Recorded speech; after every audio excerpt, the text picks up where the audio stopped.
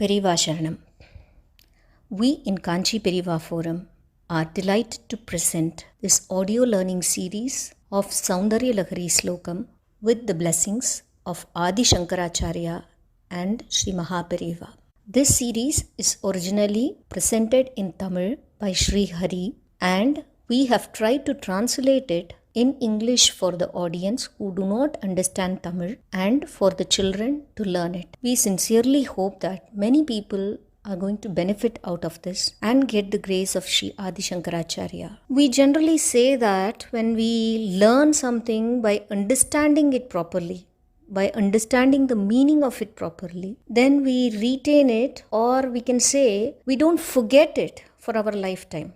It's because we understand it better even though it is not in the language that we speak. For this purpose, apart from teaching the shlokas to pronounce properly, we have also tried to give the meaning of the shloka as well to the extent possible. Soundarya Lahari shloka is a very unique composition because it is not only a mantra shastra, but it is a very beautiful poetry. It describes Ambal or Lalita Mahatripura Sundari so beautifully from head to toe. So from the point of view of a Ambal Upasaka or a Shakti Upasaka, each and every shloka is very important because it acts as a mantra by itself. That is, each shloka is a mantra and a particular chakra can be assigned to it. The recitation or the japa of each shloka for a particular cause can be done with proper guidance. Here, the emphasis has to be on with proper guidance. That is, you have to go and search a guru who will guide you properly into doing such things. And Shakti Upasana is not something which can be done by everyone. Periyava has explained in innumerable places in Deivathin Kural regarding this Upasana Margam, which is not to be done by everyone, and only a few selected people who are destined for it will be able to do it, because this marga has a number of restrictions and a lot of rules that has to be followed, and not every individual or common man will have that willpower to do such things. So Periyava says that it is better not to go into such things and instead leave everything into the feet of Almighty God itself. She is the mother and she knows what a child needs. So it is better to surrender ourselves to her so that we can avoid getting into a vicious cycle of chanting so many times to get such and such things, etc. So when we say this, having born as a human being, we all have desires, we all have wants. We want certain things to be happening in our lives, certain good things to be happening in our life. So what we can do? We can learn the shlokas properly. Just do simple parayanam or simple chanting of the shloka itself. Understand the meaning of the shloka to realize the beauty of the shloka. How the poet has written it by conceiving the thought of Ambal in his mind, and how beautifully the lines have come out. So once you start to do the Parayanam, you will slowly get immersed into the beauty of the shloka first, then into the beauty of Ambal, and then into the beauty of her grace, her love, her compassion.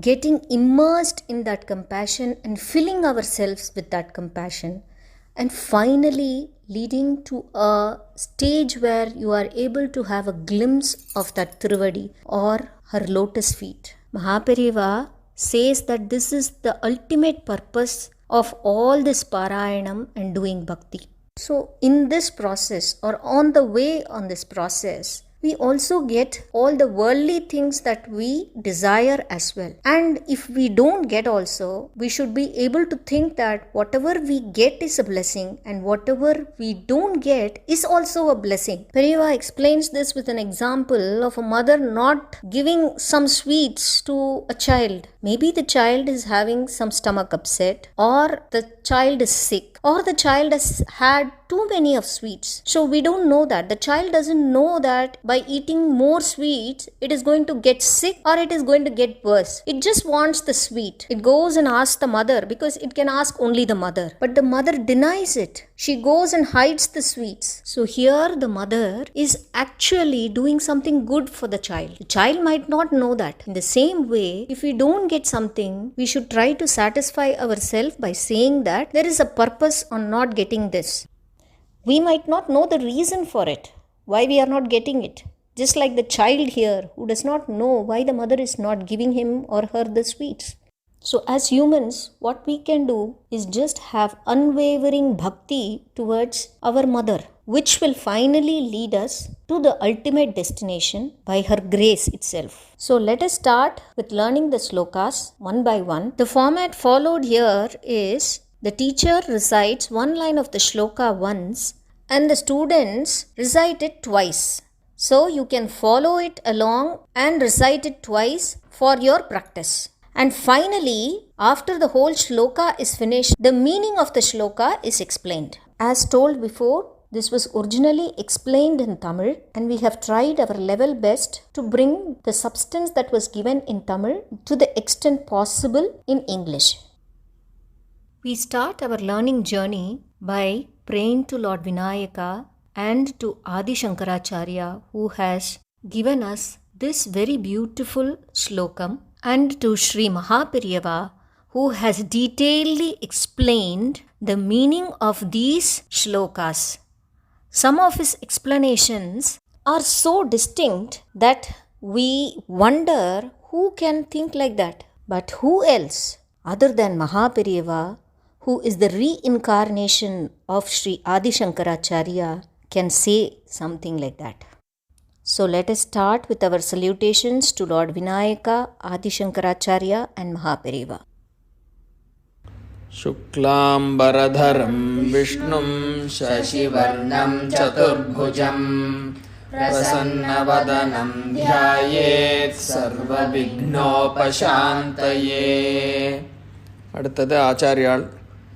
ஸ்ருதி ஸ்மிருதி புராணானாம் ஆலயம் கருணாலயம் நமாமி பகவத்பாத சங்கரம் லோகசங்கரம். அபார கருணா சிந்தும் ஞானதம் சாந்தரூபிணம் ஸ்ரீசந்திரசேகர குரும் பிரணமாமி முதான்வஹம். शिवशक्त्या युक्तो यदि भवति शक्तः प्रभवितुम्. शिवशक्त्या युक्तो यदि भवति शक्तः प्रभवितुम्. शिवशक्त्या युक्तो यदि भवति शक्तः प्रभवितुम्. न चेदेवं देवो न खलु कुशलस्पन्दितुमपि. न चेदेवं देवो न खलु कुशलस्पन्दितुमपि. न चेदेवं देवो न खलु कुशलस्पन्दितुमपि.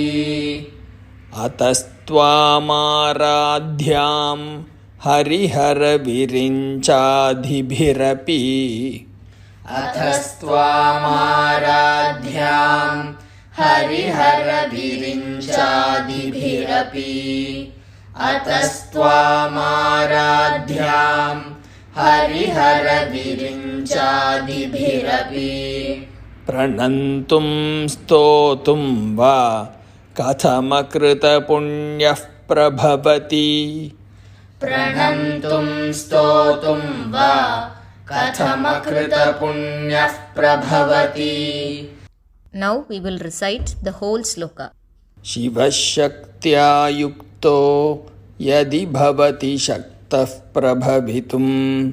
न चेदेवं देवो न खलु कुशलस्पन्दितुमपि.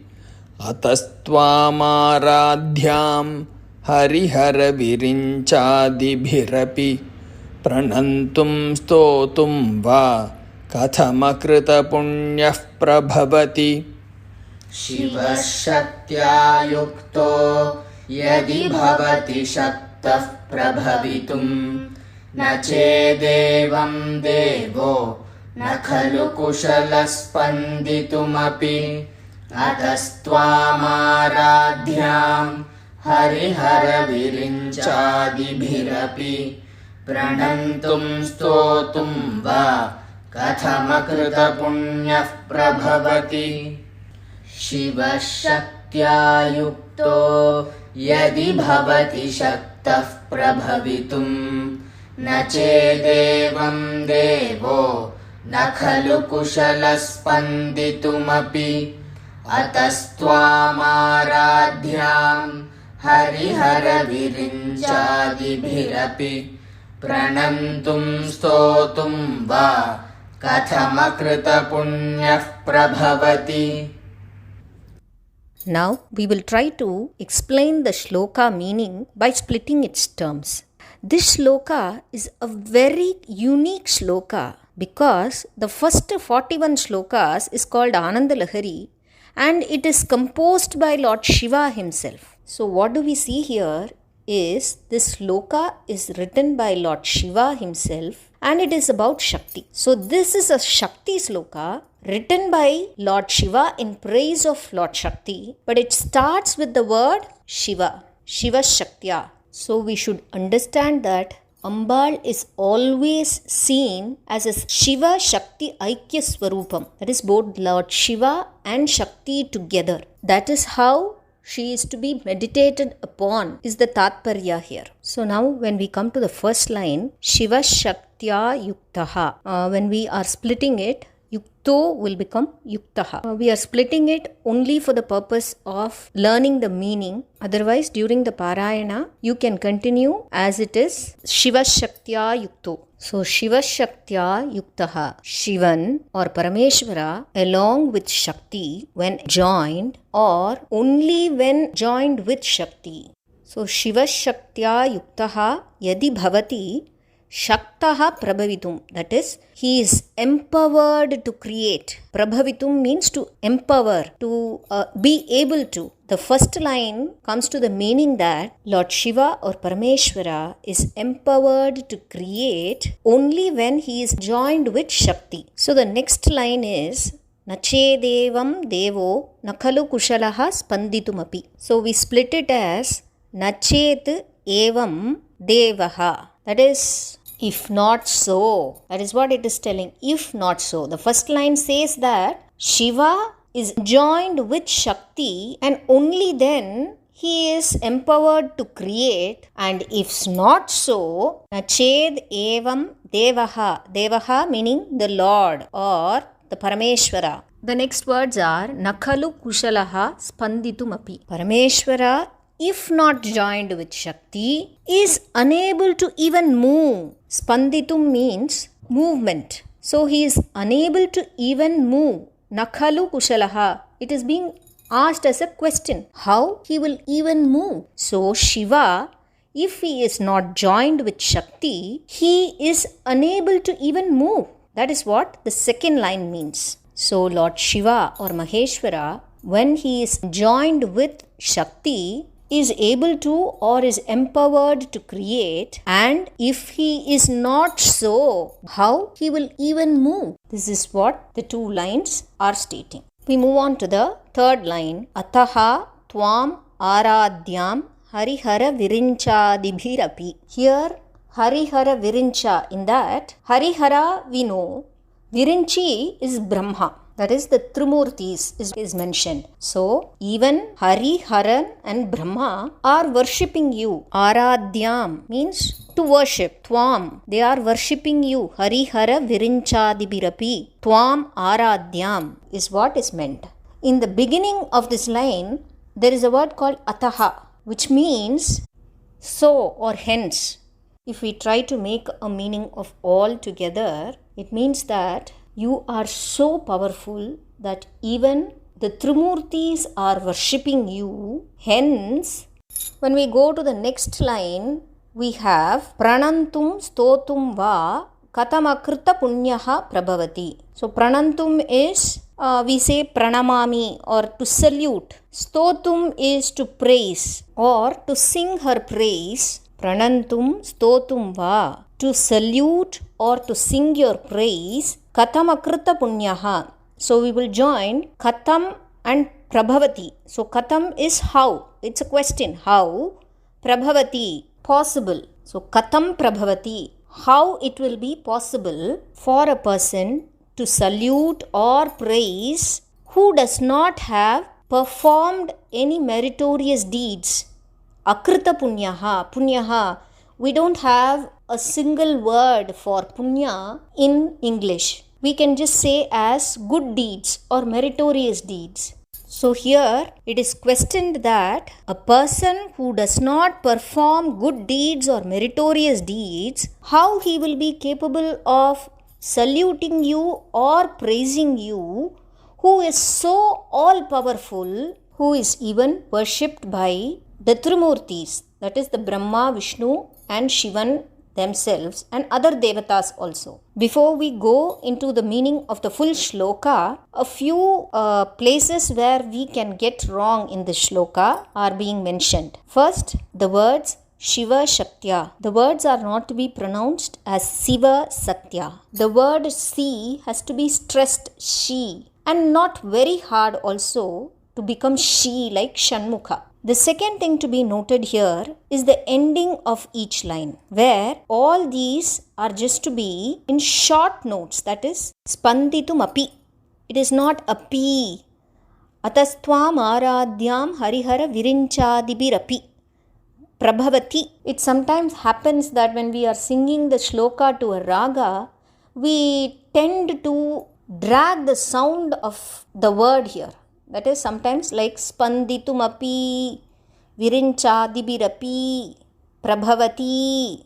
But here it is only a smaller note, that is spanditumapi, virinchadibirapi, prabhavati. So the first shloka's meaning is Lord Shiva, only when joined with Shakti, is empowered to create. And if not so, he is indeed unable to even move. Hence, how can one who has not performed any meritorious deeds or any good deeds will be capable of saluting or praising you, who is so powerful and who is worshipped even by Hari, Haran and Brahma and other devatas. So this shloka emphasizes or talks about Ambal, who is the actual power residing within Shiva or the actual Shakti of Shiva, which empowers him to do anything. Here Periva says that Ikaram is Shakti. So you can see that all the names of goddesses like Lakshmi, Gauri, all end with E.